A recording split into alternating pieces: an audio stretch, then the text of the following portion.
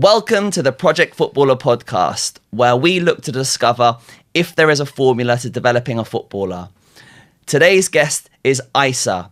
Isa is known as one of the top football coaches in the world for technical training.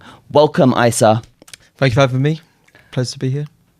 Could you tell the audience, how did you get into technical football training?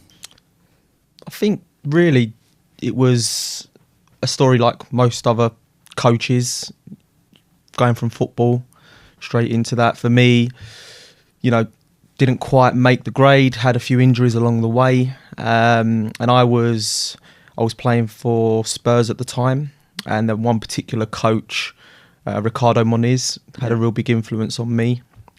He was, his title was skills coach back then, but really and truly what he done is he worked with individuals a lot, and he had a lot of confidence in me. He worked with me psychologically, he worked with me technically, knew all the detail, and could show me as well. And that ended up translating into staying longer at the club at the time, and I put that down to him really. So that technical side of coaching was something that he brought to me and gave me an insight into. Were you a technical player yourself? Yeah, I mean, I was never blessed with great physical attributes, but yeah, I think people would compliment me on my technique, especially. For sure. I witnessed, especially on the futsal scene. I played with you a couple of times when I was starting out, and yeah, he was great left foot and just brilliant balance, great skill. So. No right foot, unfortunately. but yeah, I think just the whole technical side of the game really, opened my mind up. I loved watching players, back then, like your Ronaldinho's, your Zidane's. I had DVDs given to me from my dad, who, and he said, watch how they strike the ball, watch how they move with the ball. So naturally, I think that all came into one really. I thought after my football career ended, I really looked to help individuals with their development. So I know you, Sean, we worked at QPR together. Yeah. And I took an age group at the time, and whilst I enjoyed it, I didn't quite get that buzz and that real passion for working with the bigger units. And at the time, I had a great assistant, Tom Charles, and I tend to pull individuals out of the group session, and then Tom or other assistants at other clubs would take the group, and I would feel real worth and meaning when I would pull that individual out and look at specifics in their game, and you could see the players would really appreciate that, no matter what the age, But I did try to take on head coach roles and stuff like that. Ultimately turning into me steering away from that side of the game, the academy environment, the professional environment, and ultimately starting to work with individuals from all over, and that's what I do now. And I've got to say I love my job because I get to work with so many variations of players, different styles from all over the country, all over the world, and it's great because it keeps me on my toes as well. No 1-2 players the same. Talk about technically and psychologically. That's a big thing as well. So yeah. Well, just sticking on that for a minute, I'd like to hear more about your story and how you've got to where you're at to now. But just to give people an idea of like your schedule in the week and like how many players you're working with. I understand, you literally have like a giant waiting list. People are just constantly barraging you to try and get to work with you. Yeah, do you mind just talking a little bit more about that, please? Yeah, I mean, look, I think I'm privileged enough now to be in a position which allows me to be quite more selective with the players that I get to work with. Yeah. I mean, I'm pretty much full on all week. I'm really based in one place. Right. I've got unique clients that I go and visit, let's say, which tends to work more in the evenings, but during the day I've got players who are on day release, or some even homeschooled, as that's a normality now as well. We know that as players, as they're coming through and they spend more time training in the day and doing their education as well. So pretty much, to be honest with you, sometimes it's 7 days a week, from around 10 o'clock in the morning all the way up until 7 o'clock in the evening. But yeah, I think the best thing about that is just the difference in players that I get to work with, all different academies and stuff like that. Does that include coaching, or do you go and watch those individuals play as well? I try my best. I mean, I go to some games in the week at the highest level to go and watch individuals and do a little bit of studying, consulting work around individual development, and players who I've got under my sort of guidance. I try my best to go and watch them as much as I can. It's impossible when you're working with X amount of players. Yeah, of course. For example, if Chelsea's playing against Tottenham and two of my players are playing against each other, well, that's great, because I can then go and two birds, one stone, but generically, parents or the player themselves, as higher they go, they'll send me some stuff to review, just to have a look at if they can get access to that, or just even a little note every weekend just to say this was good and this wasn't as good. So it gives me more of an insight to what to work on during the week. But I tend to go off of my own instincts with players. I think that's what I'm ultimately paid for, I'd say, or that's it's to see them technical details within the player that needs improving or enhancing or refining, really. Do you think that because of the amount of money now that's in football, do you think that parents are seeing the potential opportunity and making an investment on working with a one-to-one coach like yourself, of like the highest level? Do you think that's why there is so much demand for you? I think it's a mixture of a few things, really. The boom of social media has definitely been part of, players being able to see more what's out there, parents being able to see what's out there, the competition now, and knowing exactly, before when we were playing, you only come across a player when you was playing them. You didn't know what they were up to or what they were doing. It's impossible now, and even at, players can't do anything without being seen, or so I think that's one of the reasons, but also in general, I just think the whole level's gone up in football. I think you've got kids doing things at 5-6 years old which are fantastic and really impressive. And naturally, when that's the level you need to almost be at to be signed or to be part of an academy, everyone coming below has to raise their bar as well, right? So the talent itself, I think, saying especially in London right now, we know, but in England, the talent's crazy. It's some of the people I get referred to me, you wouldn't imagine some of the stuff they could do, and I think, but the game's evolving as well, isn't it? So the game's getting faster. The game's the kids are becoming more tuned in. You've got a little boy. Yeah. I've just had my daughter, and you can see already that they're like sponges. I mean, I think it's just the environment created has an effect on the whole standard of the game. So yeah, I mean, look. So how much can technique actually improve, though? I think technique is, the higher level you go, everyone's got their own sort of style and technique that they've come to. Yeah.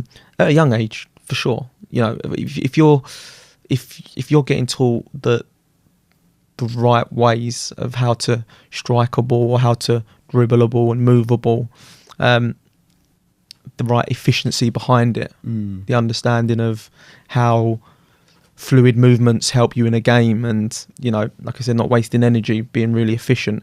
These things for sure can help, and a good foundation will just ultimately set that player up for a better chance of success, rather than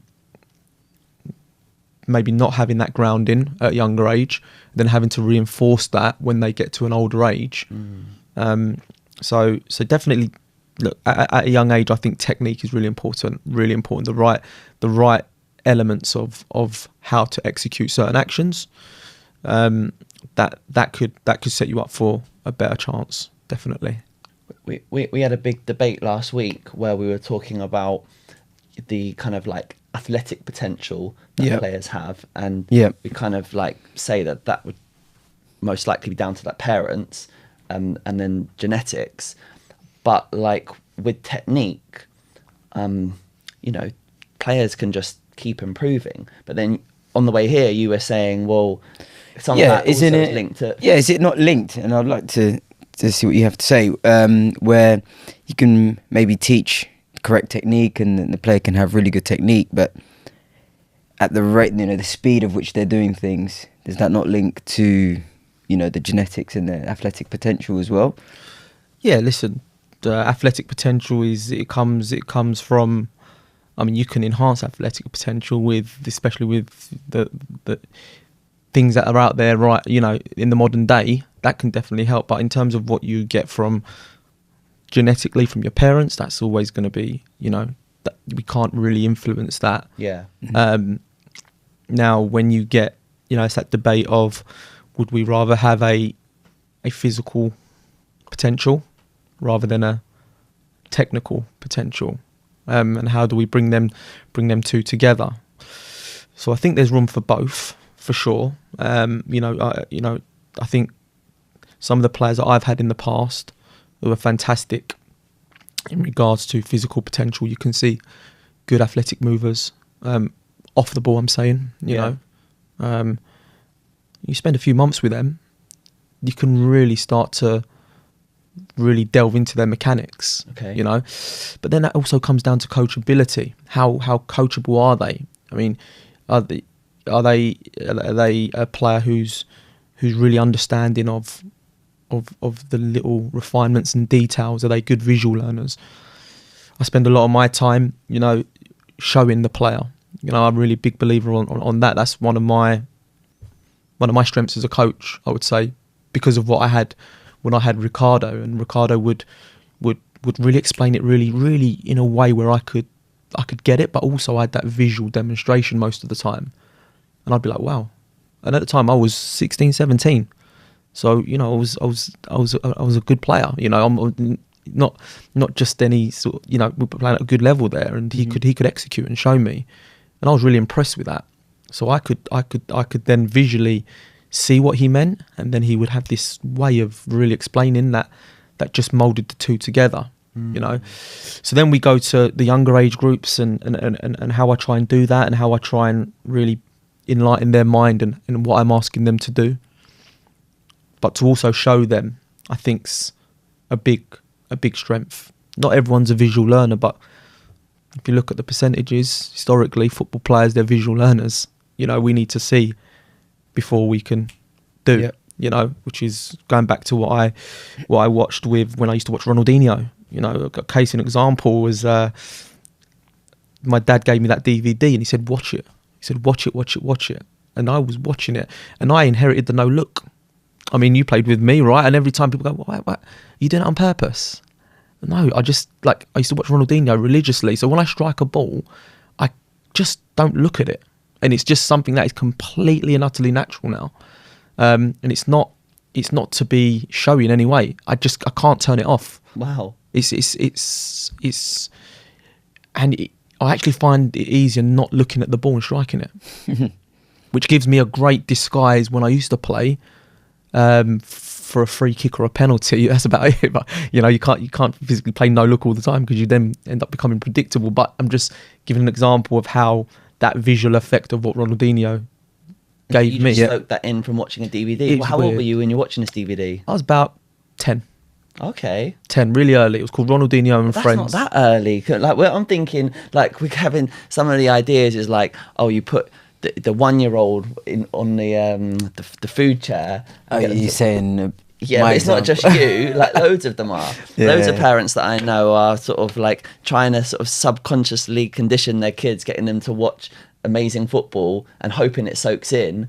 Because it was interesting, like, as we were coming in here and we're having a chat, and you were saying, we were talking about technique, and then you're talking about like, oh, well, some people just touch the ball a certain way and they're a bit more natural.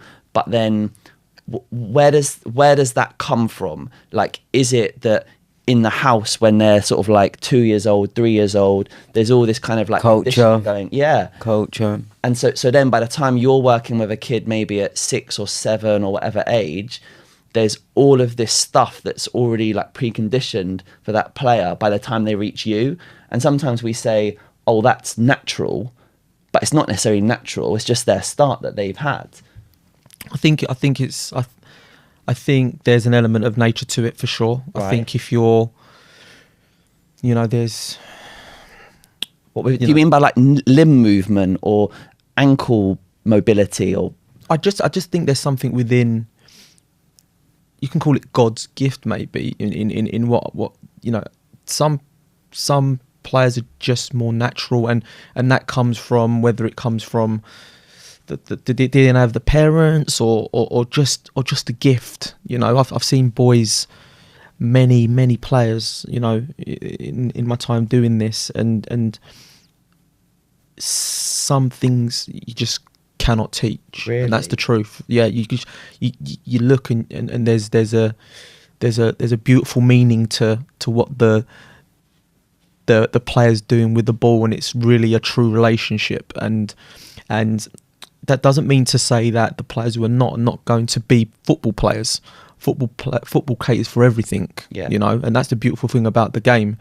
But for me, when I look at a gift, I say that it just sinks into the player, and it's just caressed, and there's a real fine detail of what caressed looks like and beautiful looks like to what really good looks like, in my opinion. And you have to have a really clear, detailed eye to see that, and but then of course the environment that you're creating around the player is around the child at an early age. That's important as well, because that's only enhancing that, that's only helping that, that's only nurturing that.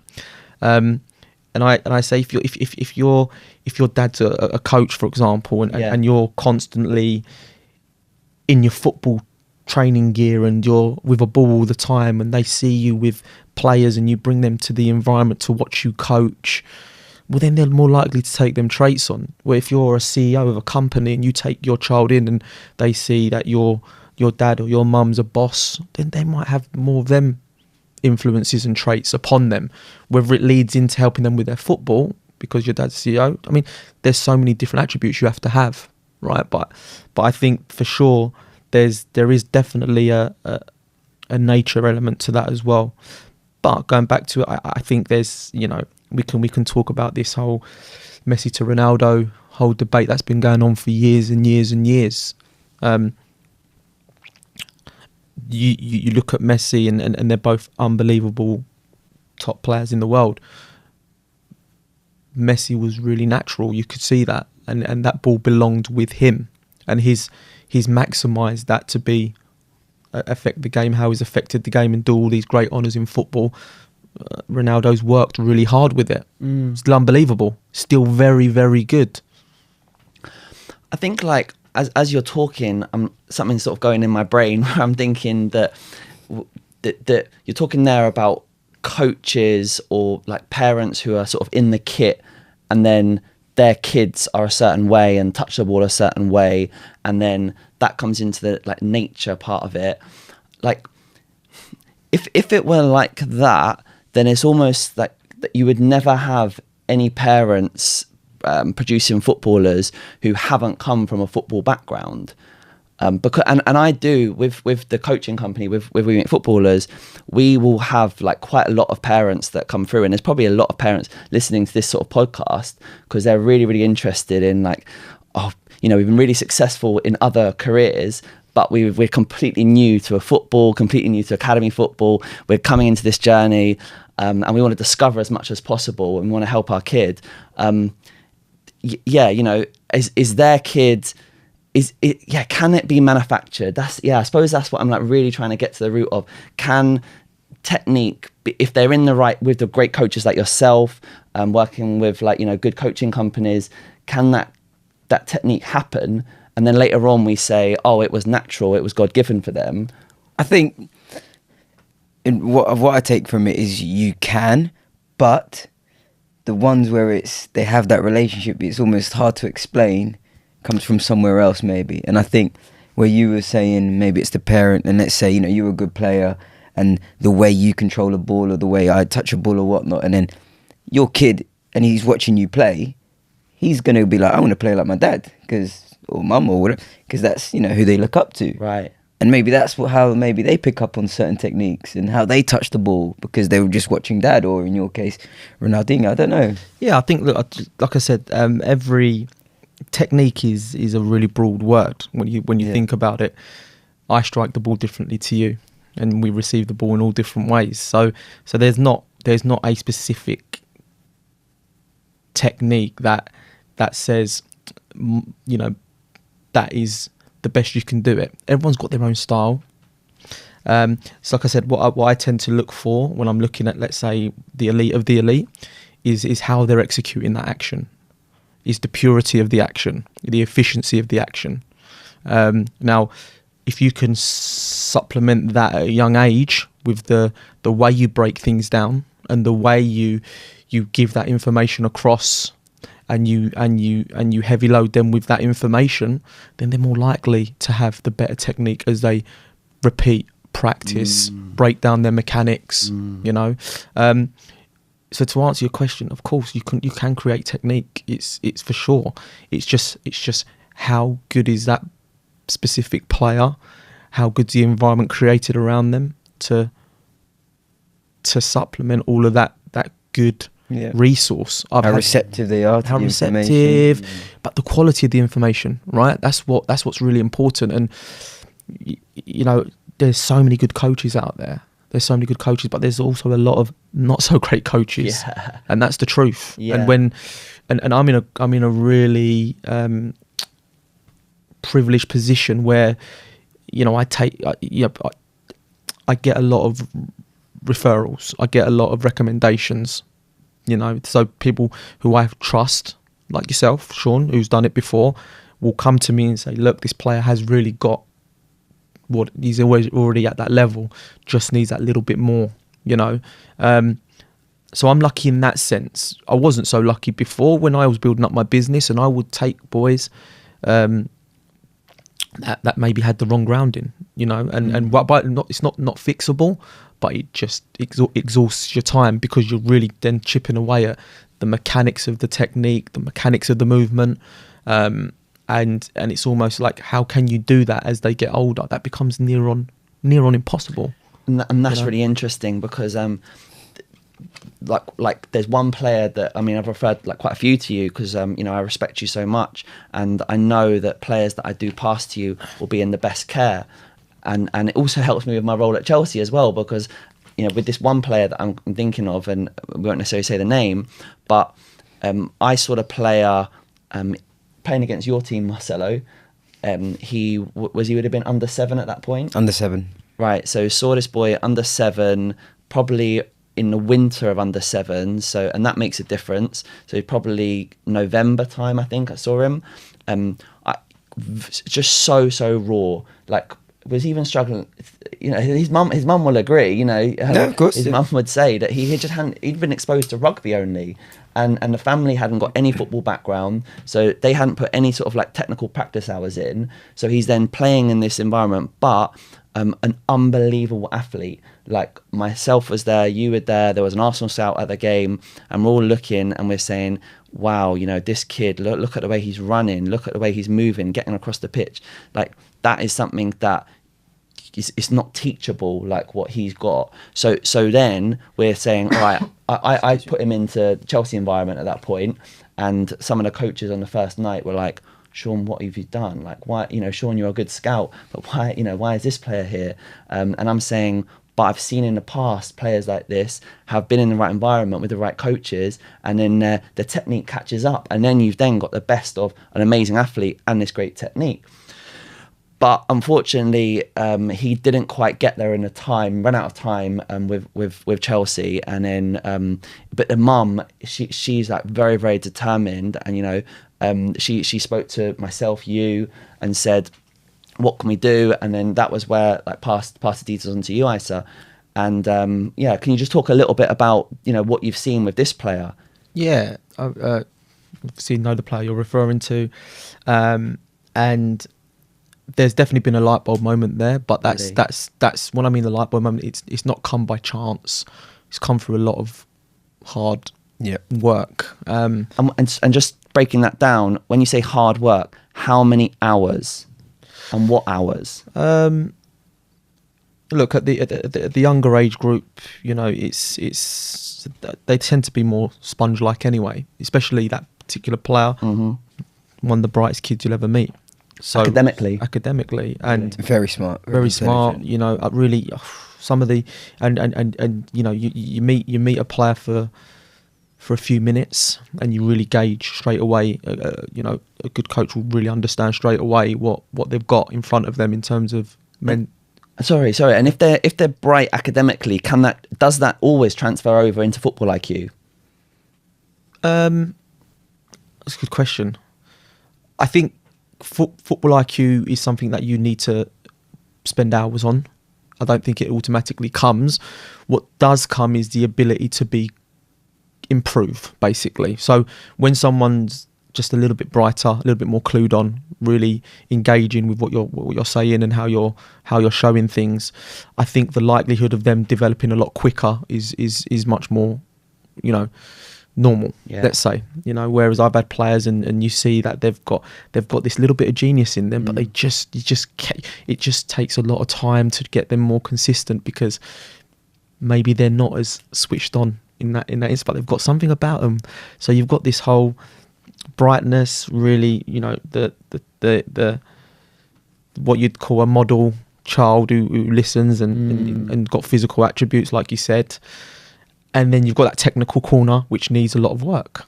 And that's happened. And the hours has been spent. I mean, we're talking, close to, let's say, just on average, maybe 50 hours, let's say. A week? No, on one player. No. I think the parents who are listening, they want to know. How many I'm hours talking a week? from the time. So sorry. He's under 8 now. Yeah, to be more clear. So I passed him he's probably working with you for maybe a year now. Yeah, just under, I'd say. And the schedule now. So how many practice hours do you reckon he's doing a week? Well, with individual coaching, it's different because that's again, it's catered to the individual. So that has to be supplemented with team play, matches, always, because the game's the teacher. And this is what I want to make clear as well, that when they come to me, it's all regarding their technical side of the game. Now that has to be actioned with scenarios in the game, being able to deal with them scenarios, being able to deal with under pressure, which comes to another thing. How do you teach them under? Well, I do teach them that, because I involve myself heavily in the session. That's one of my methodologies. Let's say I'm really involved in the session. Then you go to mini group work as well, where you bring same level players with each other. Sometimes I dip with the ages. Specifically, when you've got a really outstanding younger player, then I'll take them with a little bit older, and just to see how they cope, and vice versa. So you've got to be able to manage all of that within a week, which is really difficult, especially now when academies are, they're taking players in so young, and they're already introducing almost full-time programs, and that goes to another conversation of, what are the clubs doing then to really improve the individual and their individual development, which I think is going to be a really important factor going into the future game, because as we know that the Brexit's now shrunk the talent pool, you'll know that, because it's now you can't go abroad, especially for the top clubs. How we recruiting within our own city or country now, and how are you going to keep them players happy? You know, that's a really important thing. I mean, the what I get from many of the parents and the pros is that I just want to work. Why do they want to come to someone like myself or another coach? Yeah. To work extra? Yeah. Because maybe it's not at the moment. It's getting better, but how's that individualism provided within the team unit? You know. Do you think academies do enough to develop the players individually? Look, I think there's only so much you can do when you've got a building of 150 players. How individual can you get? You know, and whilst there's your IAPs and you know, that's all self-driven, isn't it? I look at sports like basketball and American football, and warranted it's completely different dynamics and sports. They've got so many individual units working with their coaches, working with their players, and when you're talking at the highest level, you're almost talking about the difference between a Champions League win, a Champions League qualification, or a title win, or an FA Cup, or a relegation, or a promotion. You know, them individual bits of detail can do that for you in that season. You know, but it's difficult at the younger ages because not all of them are going to make it as professionals. And who do you hang your hat on with that? You know, but you know, I see a change. Okay. I see a change happening. I've had conversations with you know, the governing football body at the FA and some clubs as well, where there's definitely a thought process happening, and I think that's the beginning. That's good. You know, I think that's the beginning, and how they employ that or make that work. That's the golden ticket. You know, I think clubs at the moment are really trying to understand that because like you said, you know, it's really competitive now, and players, that might be the difference between a player staying in this club to then go in that club, because a club's willing to really push on that individual development and show that, you know, we care about you as the individual and the player as well. So how many clubs in London? I remember West Ham, they've had private coaching supplied to their players before. I know Southampton recently were recruiting for an individual coach, and probably maybe West Ham. I'm sure. Like, I definitely saw. I know Southampton, and I think it's becoming more of a prominent thing, and it's going to get. Yeah, I think clubs are naturally going to keep their cards close to their chest, because now with in terms of a recruitment perspective, which all goes into that same conversation, it's very competitive, isn't it? And I think, I mean, the conversations I've had with clubs has been, how would we make this work? How would we have a specialist work with these many players? Which then goes down, is it a one person role? Because surely when you're playing basketball and each player has it's at the top level, but each player has an individual coach, and them individual coaches are paid the most of all coaches. So because I'm not here promoting an individual coach will get paid the most, because every coach has a role. But it makes sense. They're the specialist in that position. Let's say in that position. So maybe it needs to be a few specialists in different positions at a football club. Yeah, listen, I mean, you know, you've heard of Liverpool employing a throwing coach. I mean, I know set piece coaches who are doing fantastic jobs at the top level, and marginal gains for maximum rewards. Now, can we do this at the academy level to create that? Because I'm in it I'm in the role I'm in to create the best. I think that's really something that I'm really fixated on and obsessed on. It's not just to create careers, which is great. I kind of want to have a part in creating one of the best in the world. Wow. So that's, and I guess that's where it becomes a little bit more detailed, a little bit more refined in what I'm looking for in players. But surely the clubs have to have that as well. You know, we're talking about top clubs now, but surely they do have that. We want to create the best player in the world. This is really, really interesting, because knowing your journey, and you know, we've kept in touch since we worked together at QPR. We've always kept in touch, and I've known your journey where almost like you've had to reject, as you said earlier, academy football, not because you're not open to it, but because in fairness, for you to reach your financial goals, the market is proving that you can earn more being out there on your own and being independent. So like, and with maybe academies up until this time, I don't know the sort of absolute details of. I know you've had loads of conversations, and I know it's like moving in that direction. But no club at this point has been able to lock you in. But like that might change because you're saying that I want to work with the very, very, very best. At the moment, those very, very, very best players are having to fund the training and pay your rate, which. They're not getting that money by the clubs to pay them to do that. They're having to fund it out of their own pocket, which might mean that they can't do as much sessions with you. So yeah, it seems that like for almost the next stage for you could be that you go and if a club can come in with the right money, like, to make it work, then you do go and connect with a club. Can you see that happening? Yeah, I think, obviously, like you said, when you've got that natural desire to impact at the top and the highest level, then of course there's always openness to accepting, and listening to conversations.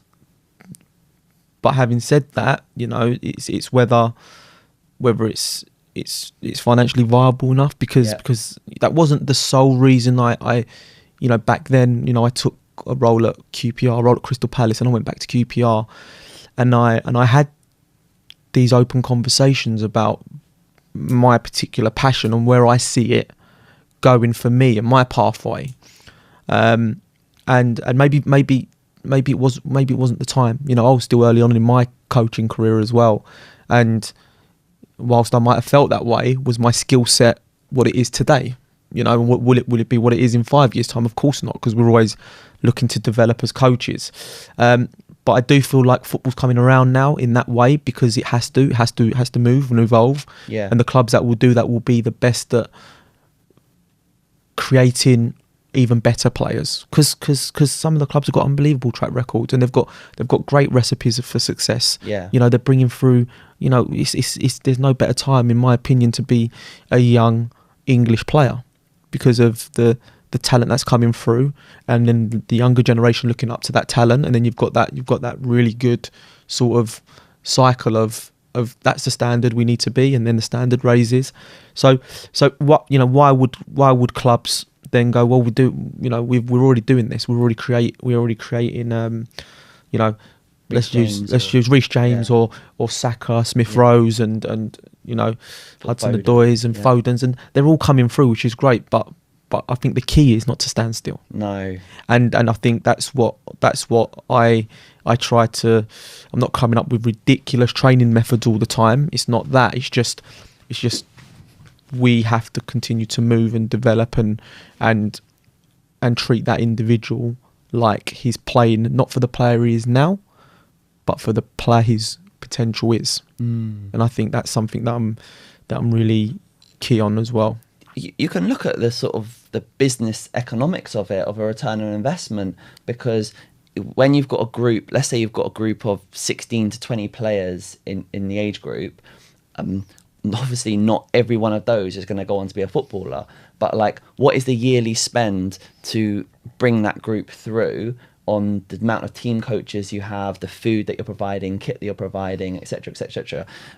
If you're then bringing through, and a player from that one group or two players from that one group end up coming with a value of 20 million, 30 million, which is not that common for like the uncommon for the category 1 academies, even that yearly spend is nowhere near that kind of level on return on investment. So when you're then saying, all right, well, if I was going to come in as a individual specialist technical coach, I was going to build out a technical program that's individual for a club, it would cost this, and I'm going to need this many people to work within my team, and they're going to need to come under my philosophy.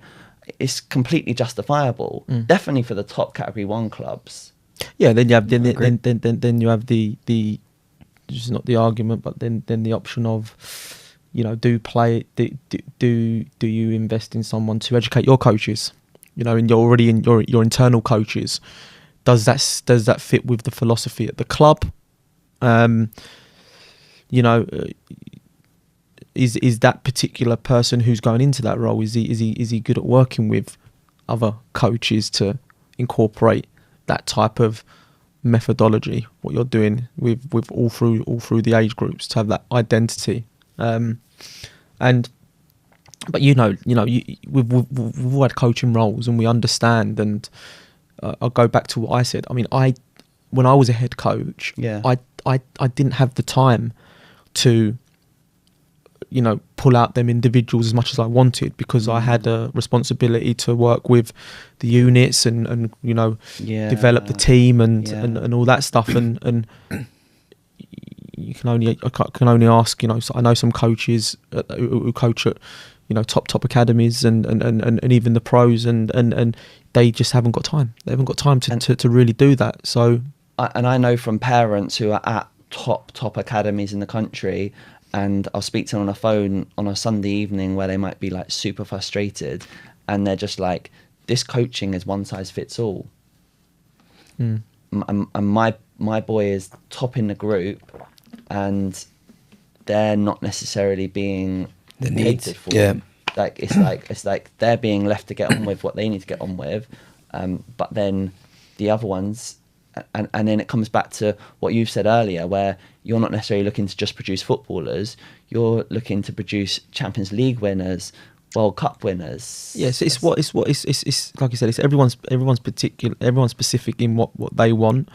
But I think that especially when you're coming up through the age groups, all the parents, they're watching like that, as in they're only watching their child, which no one says that's wrong. They should do, because it's dog eat dog, and you have to get the next contract, and you have to get to the next stage, and you have to get the next appearance, and even when you're at the top level, it's still like that, believe me. So that's all normal, and I wouldn't change that. It's just how best them players, it all boils down to the players. How can they be exposed to the best work possible, and whilst they're getting the best teamwork, to understand tactical, formations and movements and structures, great.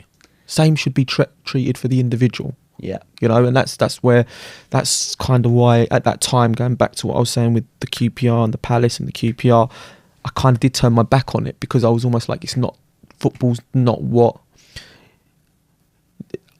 necessarily in the same frame as I am at this moment. You never know, it might do a full circle. Who knows? It might do a full circle, but then if it doesn't, then doesn't matter. I'm still working with individuals. I wanted to ask a question.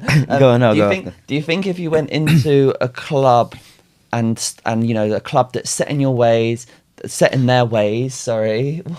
No, I think my question was going to be similar. Oh, really? Yeah. So we're kind of like thinking the same, that you've said earlier, they've proven that they've got a kind of recipe for success, and they've done well to that point. So you go in and you start telling those coaches, well, this is the individual program, this is the technical program that I think we need to build in. Are you going to get resistance? I think the best environments are open to learning, and whilst I've got a really clear way or idea of what I believe is better for technical development, of course we're always learning, and I'm picking up things all the time, and I'm adding that. and I'm taking that, and sometimes I'm getting rid of that because that didn't work and it's tried and tested. So I think the best environments are always going to have to be open enough, not fully, because there is a recipe for success there, and why would that change? It's more about what can better that, and that's where I think over the years when I've coached and I've gone to watch, you know, because my role's big on technique and you know, I've gone to watch golf coaches. You know, I've got a really interest at the moment with tennis mechanics and the biomechanics around that and how that can fit in. I mean, again, different sports, but why wouldn't I be open to seeing and understanding a little bit more about the other side of the coin? I won't take all of it, of course, because it's a completely different arena, a different pressure. But surely 11 individuals within a team unit, why wouldn't we invest some energy into that little pocket of that player and that specific action? And so yeah, I think clubs, I think the, let's say, the better clubs or they'll be open for sure. It's just who you decide to do that with, and they've got to be both open in that sense. That was going to be my question. Would you want to work with just a specific club when you could have the option of working from players from all over the place? It's, again, I've got this inner fire that says, you know, and I'm doing things at the moment which kind of is what I'm aspiring to do. But to work at the top level, I think if I'm trying to create and help the best, then why wouldn't I live them, you know, morals and everything in my day-to-day life. So yeah, whether it happens or not is another thing. That's down to me, and that's down to how good I am at that role and how effective. You know, at the top level, it becomes about results, and you know, that's all this boils down to at the end. We spoke about all the how to get there and all the players and how to nurture and develop them players, but at the end, actually, it's all about the result, isn't it? It's all about the win and scoring the goal and assisting and stopping the goal. I mean, it's not all of my philosophy, but that's a big part of it even at the younger age groups. Yeah. You know?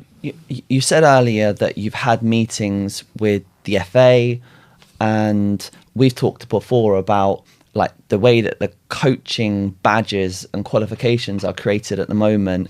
It's all team based. There isn't a qualification, like a technical qualification, is there, for individual coaching? Do you see that changing? Yeah, that's a really good question. It's a really good question, because I'm in the midst of going on to my next qualification, and what they ask you is, you know, what team. It's almost like if you're not coaching this team, then you're not going to go on this badge. But in order to almost, it's a vicious cycle, because in order to get a top role at a club, individual development coach, you have to manage a team at a really good level. You have to be at least in and amongst it. Now, I spend maybe 30 to 40 hours on a pitch with individuals each week at the top level. I'm talking professional to high academy level. Surely there's a skill set in the hours that you're exposed to. Surely that says that, you know, you're working with individuals and you're qualified in that as well. So it's almost like I probably won't be able to get a role, but it's more difficult for me to get a role in that individual development role that clubs are doing without having been a team coach. So it's more sort of like team coaches will get them roles as individual development coaches. Warranted, they'll learn on the job, which is great, and that's cool.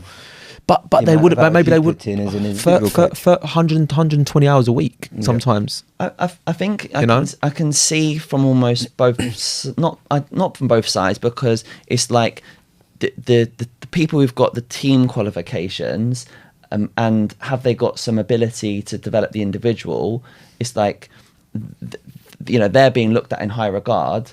Whereas if it was in reverse, there's probably some one-to-one coaches out there who are like brand themselves as like one-to-one coaches, and they might be able to put on a session that looks good on social media, and it's like dribbling between cones and etc etc. I mean, we can come into this like later on, but like they haven't got any understanding of how that would actually be brought into a team environment.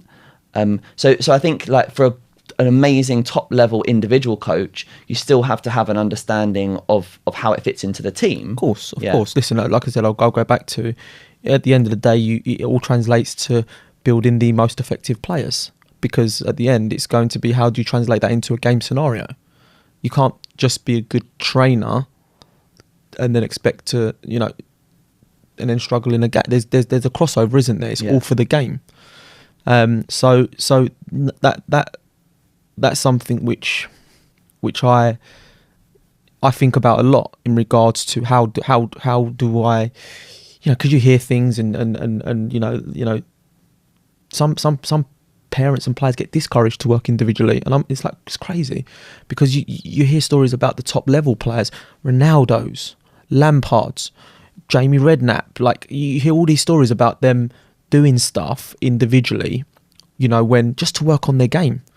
So we're not reinventing anything. We're just encouraging it, and we're finding different ways to encourage that.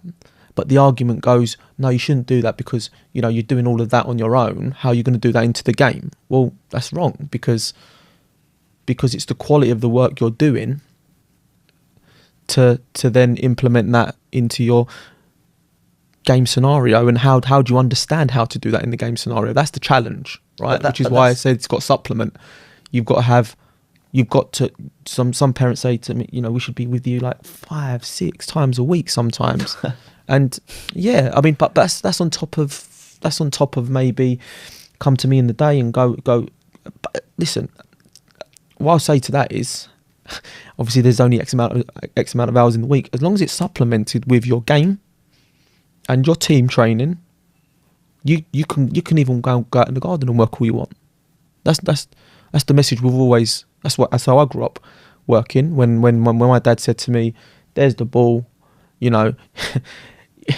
used to make me dribble. He owned a fish and chip shop, my dad, and he said, 10 minutes away from our house, get the ball, run to the shop. Any person you come across, dribble past them, flick it up the curb. Do you know what I mean? Avoid that concrete block in the road. I mean, all what's changed now is the access to so much. The coaches are getting better. The environments are getting better. We've got goals or power leagues plotted up everywhere now, right? So all it's saying is go and work individually, but subsidise it with what you're doing as well, And also, you as a coach are able to connect the dots. You're able to say, this is what you're doing individually in this moment, and you bring it into a game situation like this, and you create those pictures.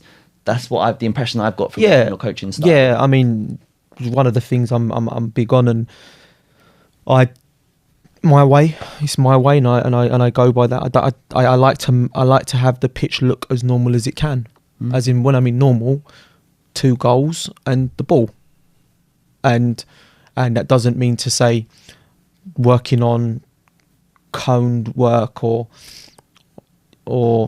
hurdles, or I like to keep the pitch as clear as it can, because I like to have that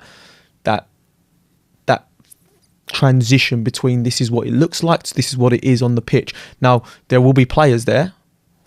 I'm your player today, but there's not much else on the pitch apart from that, so I'm quite minimal in what I and that took time for me to I didn't wake up one day, I was really spending a lot of time and thinking about how am I trying to translate my message, because my main methodology is to be game effective. Right.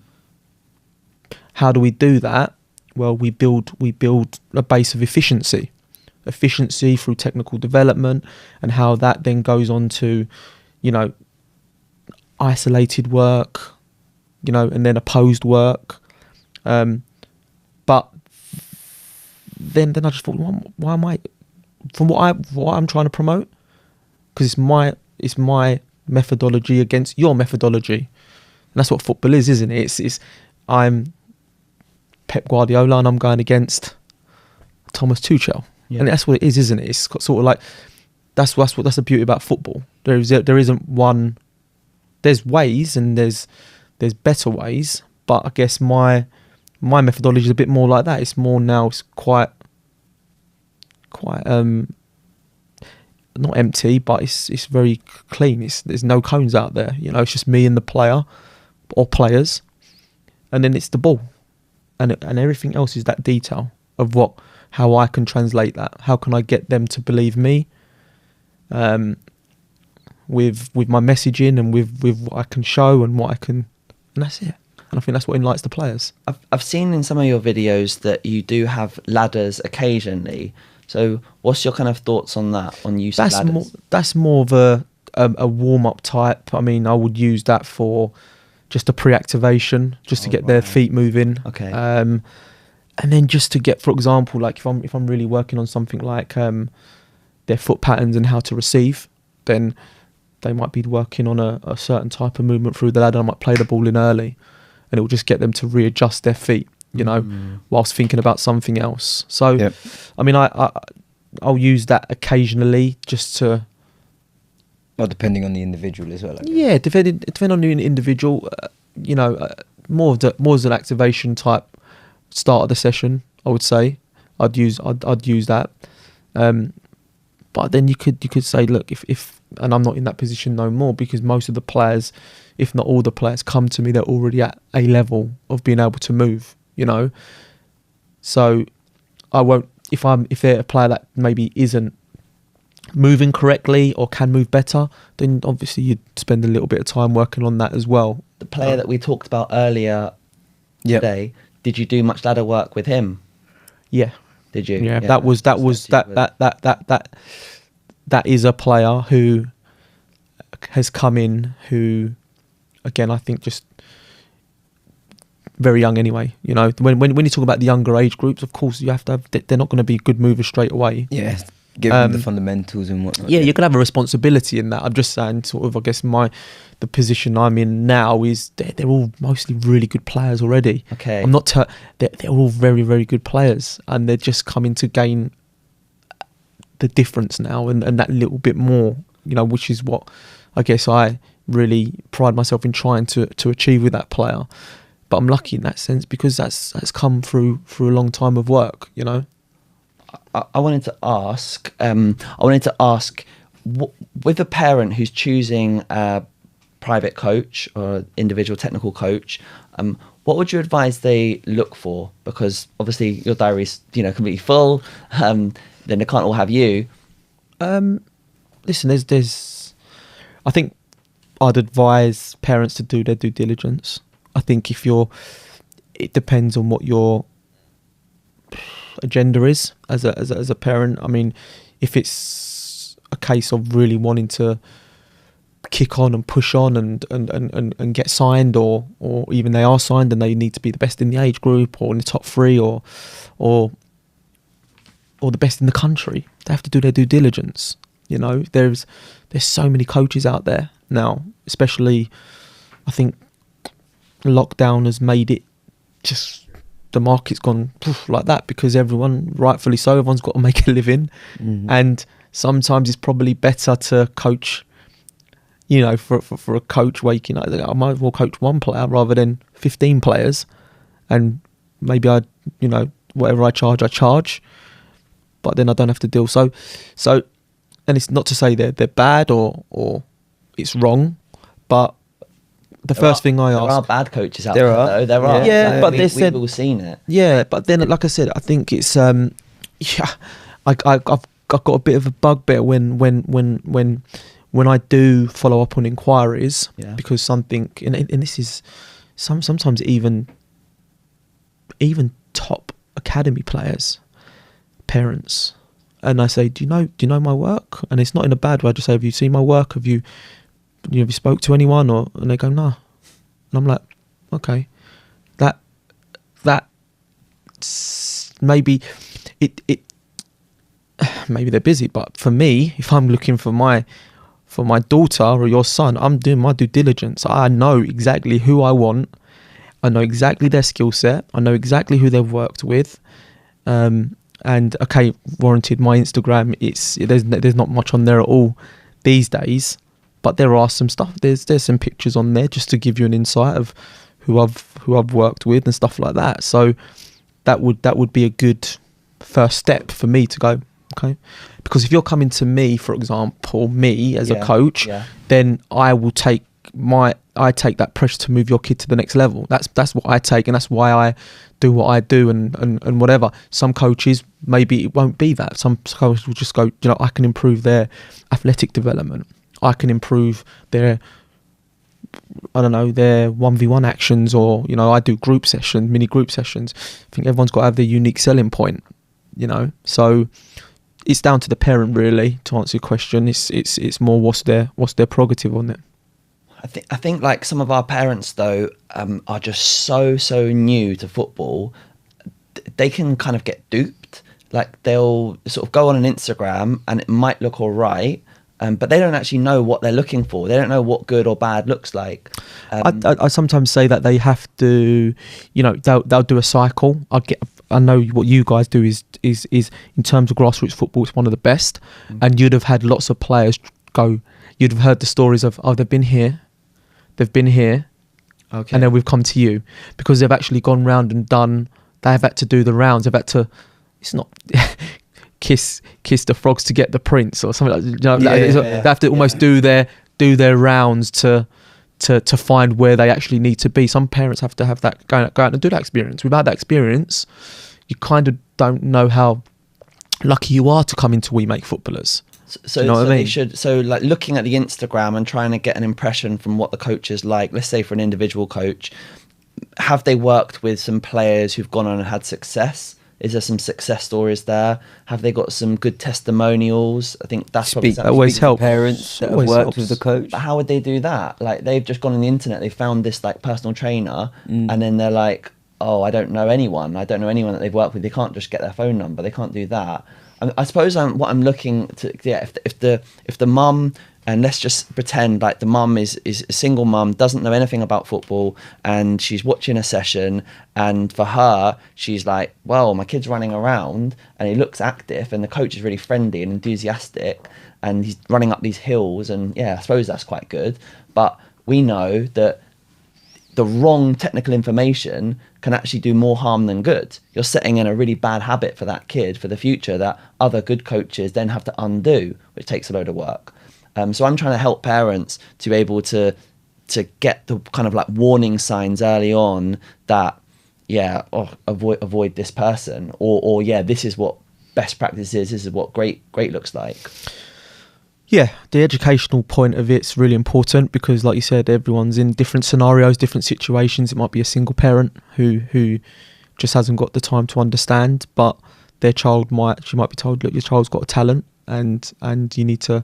But I think eventually, if the player's good enough, they'll find the right people, okay. because as the standard gets better, the talent, the options start shrinking. You start getting much less, with its coaching, with its club. There's only a couple of top clubs in the country. That's the right. I mean, they've all got great players, but why is the top academies or the top teams in the Premier League? Why are they the top? Because they've got the better players, and there's not so many of them better players.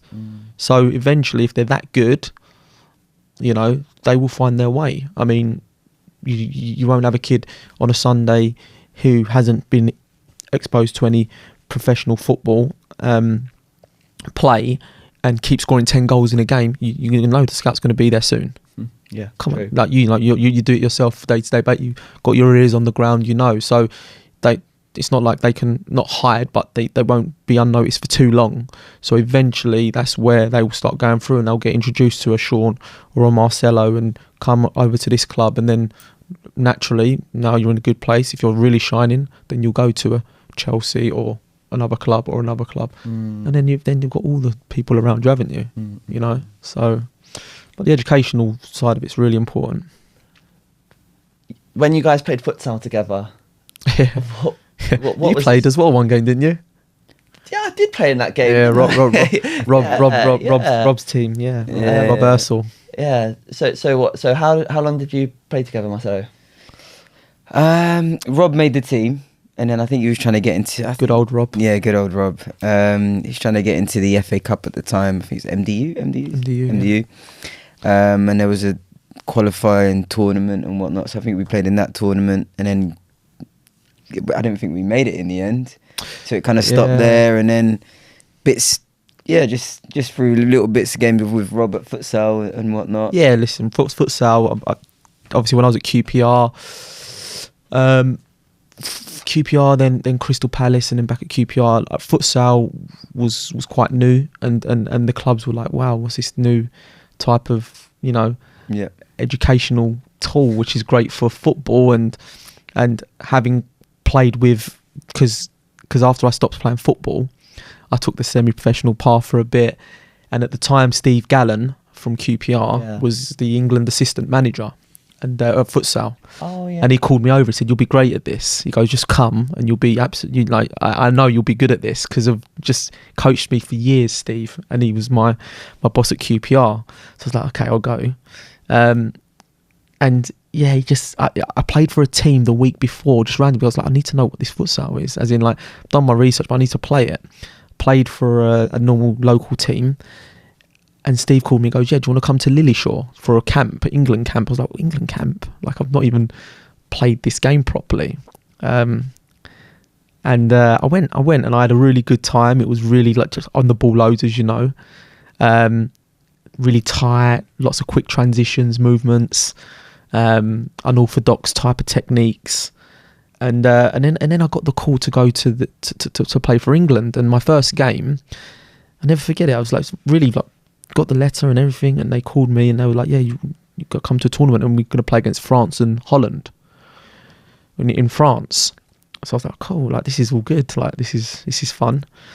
And I was like, "What do I wear on my feet?" As in like I didn't even know. So I went to something like, I don't know, a Sports Direct or something, got Adidas Sambas. You know Adidas Sambas, like the old school Sambas. Yeah. And I was playing this international game, first cap, and people were like looking at, what's he got on his feet? I was like that uneducated about it. Obviously, futsal's come a long way since, to be fair. But it was really good for me because, again, with regards to technical development, it had some influences for sure. You know, whilst when I went back to the clubs and I was head of futsal, let's say, and I took all the age groups and done futsal, you know, I was having conversations with the clubs, and they were saying, like, "This is great, isn't it? Like, let's do it 2 times a week. Let's do it X amount of times a week. Let's like, instead of playing a normal game on a Sunday, let's play futsal games." Yeah. And I was like, slow down, because whilst I would go when I was playing for England at the time, I then went on to play quite a few games, went to lots of training camps over the week, you know, and I would go for 5 days and train twice a day futsal, and then on a Saturday I'd go back to I was playing for Canvey Island at the time, and I'd go and play a semi-professional game, and I'd remember that in the first 5-10 minutes my technique was all over the place, because you'd have been in a futsal arena receiving really tight-knit receives, and really when you're striking, really tensing your groins and really having all your mechanics really tighter, to then going onto an 11-a-side pitch and then being asked to open your hips up and whip balls in. And then when I started to work it out, I then used to go out 5-10 minutes earlier of my pre-warm-up for Canvey, and I used to just strike the ball into the goal just to get my rubbish ones out, if that makes sense. Because my mechanics were just all, imagine 2 hours a day. If you've played futsal, you guys, everything's a lot tighter when you're moving, and that goal's only a hockey goal. So when you're striking the ball, you're not really flexing your hips as much. You're not opening up your technique. Yeah. But then it has crossovers as well, because your transitions are quicker, which is great. And you do unorthodox receives with your soul, which at that time people in, you know, playing at that level of football, like, what's he just done? They'd almost nearly fall over because you receive it with your soul. Rob was fantastic at it. Rob was so talented. I mean, you know, you guys know him personally, but Rob, probably one of the most gifted players I've seen. Like, and he's 11-a-side as well. Yeah, he done it on 11-a-side pitches. He was unbelievable. I mean, but it was almost like the unseen and unheard of, where people didn't warranted. Rob will tell you his attitude was not the best. Yeah. But he was so talented. I mean, I don't think I've come across someone so talented. We had that debate with Paul Merson, didn't we? Yeah, he was. I think he was coaching one of your boys in the under sevens, and he wanted his touch always to be out in front, and he was unsure about the use of the soul. He said only receive it. This is what I challenged him on. Like, yeah, I mean, who am I to challenge like Merson? But at the same time, like, I am very experienced at that younger ages, and I'm also very, very careful with hard and fast rules that coaches give players. And he said you should only receive the ball on the sole of the foot if you've got a player on your back. And I was like, you know what, Paul? No, you know what, I disagree with that. This is going back to the conversation with like QPR at the time, and I was like, we shouldn't be doing it that much, only because, remember, this is a football club. We're trying to create football players. If it was the other way round, then we heavy load on the other side of it. We'd heavy load on futsal and then dip them into football just to get all these different techniques. In regards to what it gave me as a player, because at the time I was one of the only players in the country to still be playing football and futsal, because by that time futsal was really popular and you had only futsal players. You had all them clubs popping up, Helvetias and the universities, and they were breeding futsal players proper. Right. You had boys coming in from Spain everywhere. Yeah. But there were transferables for sure. Now the better players would be able to transfer, like your Coutinhos and your, at the time, Robinhos, Ronaldinhos. They're all incorporating little bits of futsal, but they don't do it so much. If you see, they can still receive the ball on the outstep, on the instep, but every once in a while they'll pirouette on the sole, and you'll be like, whoa. Yeah, 100%. So when I remember, I'll never forget, I used it once in this game, and the ball come fired into me, and we used to have a nice pitch there as well. This is 11-a-side football. Yeah, 11-a-side. So obviously the ball came slip and fast, and I just had access to my soul naturally through working on it so much, and I pirouetted, and the guy just kind of fell over, and I was like, and I just went past him. But he didn't expect that. He would have expected a traditional, I'll see him open up on his back foot, I'll be able to see all his upper body and everything like that. I've just received it right under my feet. And what about for the mental side of the game, for the movements and the rotations and the creation of space? I think things like double movements, really good with, like unorthodox movements where you're almost crossing up, like, you know, this is futsal language, but you're doing like a double step crossover run where almost your front foot's going across your back foot, so it's almost like you're making a run in behind. Okay. Futsal does that a lot. You actually turn your hips and your shoulders when you're making movements. So it really, I mean, you really have to work hard for that space in futsal just to get that setback for the shot. Now, I found that when I started to play futsal with Rob, and you, like exactly like you said, you know, you had to really earn your space, and then going back to playing 11s and you're incorporating those things, it felt like I had so much time. Yeah, time-wise, for sure, that's one of the biggest transferables, because it's like anything. If you're doing things at a quick habit, then when you go back into a slower condition, then you're going to feel a lot more free and like you've got more time. But then, you know, players have to have the capacity to be able to drive a ball across the pitch. You can't do that in futsal.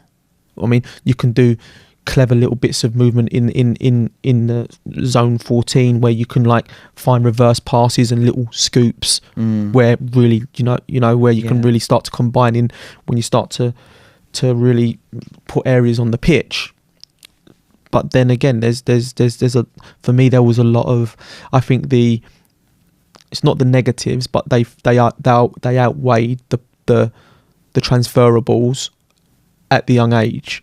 You know, I was almost like I was really keen to say that we should do it for sure. Yeah, there's it's good. Yeah, but also, you know, you got to remember that we're trying to create football players. So you might probably best suited to do it one a week, week, and then go on your second training session on your 7-a-side pitch, your different surface again, if it's for the younger age groups or even the older age groups, and start to really open your mechanics up again. And the best players, they'll take the best bits and they'll use it. They'll sponge as a it. Supplement, I guess. Yeah. Supplement what they're learning with their club. I think it's always.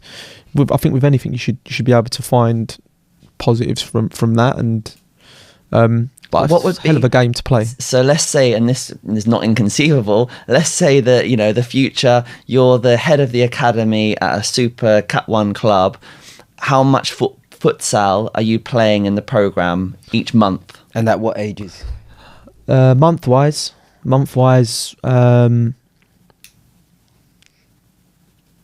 probably at the younger age groups, at the foundation phase, once a week. Once a week, what, they go and play a futsal game once a week? Yeah, I mean, whether that's a training session on that court, or it's instead of the training session, they will go and play the Premier League tournament or another futsal condition against another team. Once a month's enough for sure. Once a week training, but as long as that's supplemented, going back to that sort of conversation we had earlier with your normal team training, which is football training, your normal football fixture. Then obviously, them players at that level, they've got their school games, they've got their individual sessions in the week. That's the standard now. They're doing practically something every day, aren't they? The players. Yeah, but it's once a week's good. It's designing that program in the right way, but then that also then comes into the facility architecture, because if this is now going to be the program where you'd like to have with your academy, one training session of futsal per week, there's not futsal courts in all the Cat 1 clubs. So then essentially they need to start getting some new arenas and facilities built in. Yeah, I think in terms of at the foundation phase, it's definitely something that you would use as a technical tool to help technical development. But even as long as that messaging within the futsal session always refers back to football. How would you use this on a pitch? But do you see that movement is going to create space at the back post when he's doing an overlap run, or when you've got a 1v2 overload? I mean, how does this look on a normal pitch? Your transitions and how quick can you get to the ball in the 2 second rule, or whatever you want to say. Because I'm a football coach. I'm not a futsal coach. So my ideology is, how do I make the better football player? Yeah. So it's got to always transfer back to that, but yeah, I think as a technical tool, for sure. Is that your views as well, Marcelo, with your futsal background? Yeah, I would agree. Yeah, use it as a tool, and take little bits from it, but always relate it back to football. Yeah, I would agree. Well, something I wanted to ask you, Isa, like you talk about football like a football scientist. I love it. First I've heard that. Do you have essentially like a technical blueprint in your mind, almost like a spreadsheet of every single technical specification a player should have access to?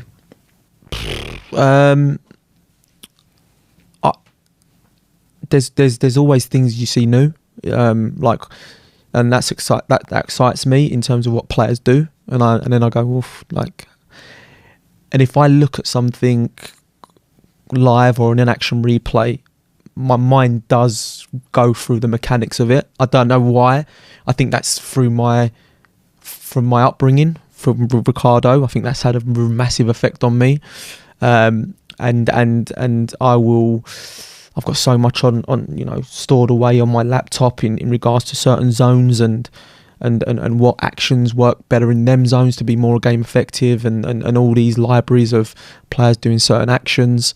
And I just think if you're giving yourself to that and you really want to be great at it, then you have to keep pushing yourself in that way. I won't say I'm a scientist, but I definitely I was having this conversation before when we was watching the game, and I watch the game and I'll look at the individual, but in the group dynamic. So if I'm watching a game, I tend to I'm using the peripheral maybe to watch the game, but I'm actually really zoned in on that. Whereas it might be the other way around for someone who's maybe not an individual coach. They might be looking at the whole picture and then going down to the nitty gritty when it happens. But I'm more like that, looking at the specific and then looking at the overall in the background of the eye. You seem to link the body to the technique as well. Like, I'd not heard of someone talking about the tightness of groins of when you're shooting in futsal, whereas then you're opening the hips out. And I don't know when you're doing coaching, Marcelo, if you kind of use that terminology and you link the two, do you? Or Yeah, you do. Yeah, you do. Fair enough. Yeah, just again, maybe through playing futsal and knowing what it feels like to strike a ball. I think that's really important. I think it's knowing how it feels. Yeah. Again, I had to learn the hard way, because in the first 5 minutes of a game for Canvey Island, I had two shots that hit the goalkeeper. They should be goals. My manager's going at me. He's saying, "What are you doing?" And I'm like, "Why is this happening?" Because normally I'd be able to. And then you revert it back to feeling and your experiences and what you've done in that week. 4 hours a day, 2 double sessions, and you're only shooting in a goal which is hockey size. And then it has impact on your technique without subconsciously. It has impact. Like we're as humans, we're creatures of habit. So when we go back to technical development, whilst everyone's got different technique, certain arenas or environments suit certain actions, and that's, I guess, where my challenge is to get the player to transition that and understand that in that specific moment. And there's the tools and there's the actions. And that comes into this phrase that we've talked about, technical decision making. Because let's say you've got all these tools and this list of like however many techniques at your disposal. At what moment do you use that technique? And that is great ability. I remember the youth team coach for Man United, the famous one, begins with an M. Munisty. Yeah. So he worked with Ronaldo for all, when he transitioned from scoring, 16 goals a season to doing 40 goals a season. They link it to this training program they had on his finishing, where they put him in all these different scenarios, and they put colours at the goal, and then when they lifted up the colour, he had to shoot the ball but choose the correct technique to then make that finish.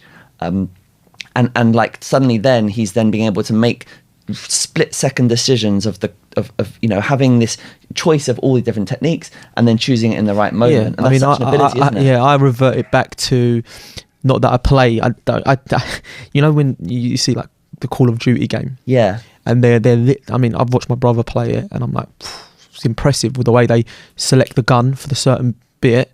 I'm not promoting this, by the way, but select the tool. Yeah.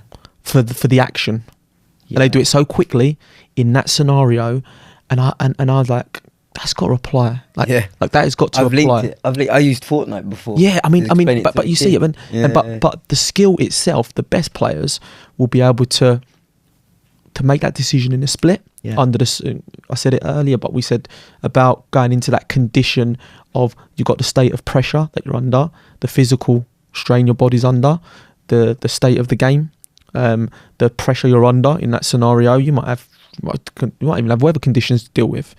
The best players I realise that the best players are the best decision makers, but also they've got a different, let's say, more advanced tool set to execute. And that comes with repetition. No one can tell me, like, you could have a player, a ball and a goal, and you can just work on a finesse technique for hours and hours and hours upon end. That is going to cater to you when you get into that position, whether you can execute it or not under the other circumstances. But from a technical circumstance, you've got it in your locker, and it's a mechanical habit. So last few questions, but I think this has been incredible. I've loved the detail and your knowledge. Harvey Elliott, a player that like we both worked with. What's your memories of working with him at QPR? Top. What age did you work with him, by the way? Worked with him.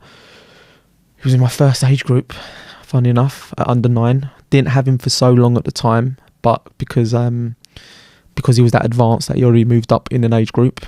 But we've kept in touch. I've seen him on a few occasions, and he strikes me as still being the same as he was at under 9, and by that what I mean is he kind of still got the same, obviously he's the same kid, but he's got the same look in his eye. I agree with that.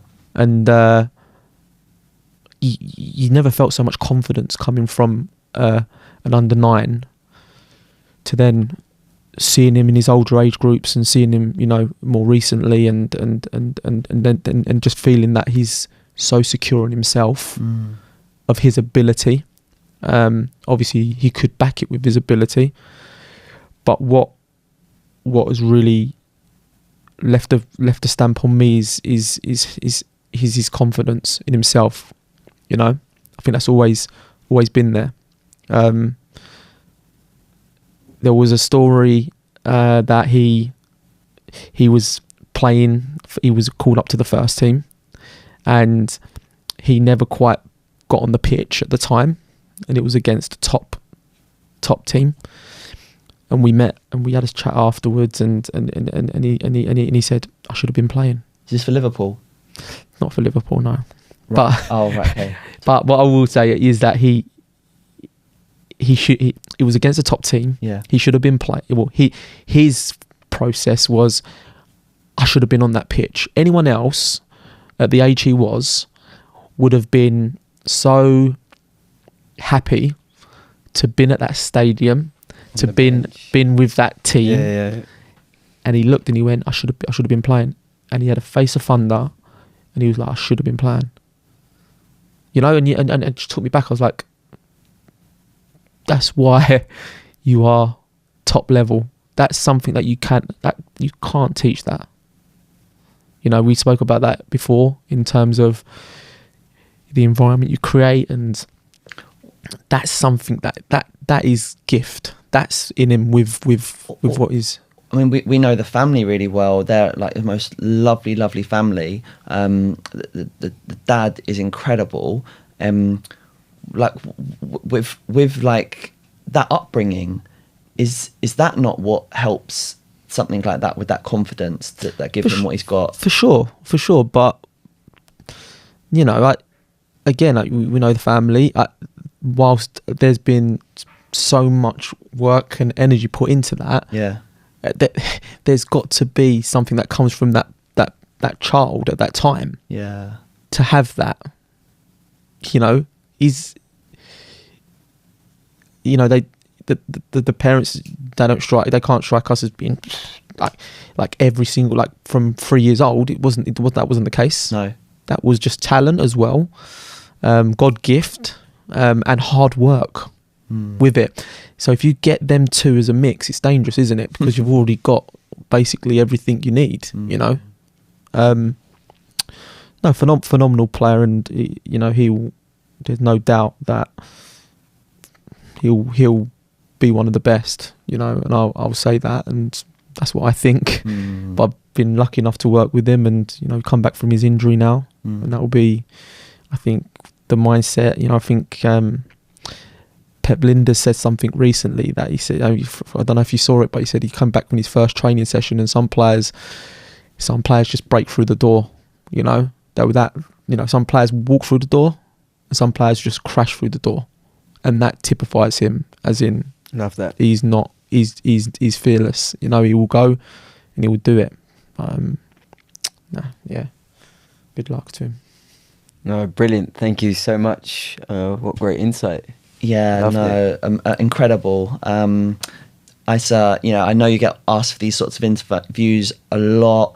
You know, you're turning away all the time. You know, you gave it your time today. You know, we've known each other a long time, so no, thank you so much. Really appreciate it. It's an absolute pleasure. Yeah. You know, and congratulations with how well We Make Footballers is going, and you know, long may that continue. But you guys are doing a fantastic job, and I'm sure they'll get a lot more players through to make this standard in the country a lot higher. Brilliant. Cool. Thank you, man. Cheers.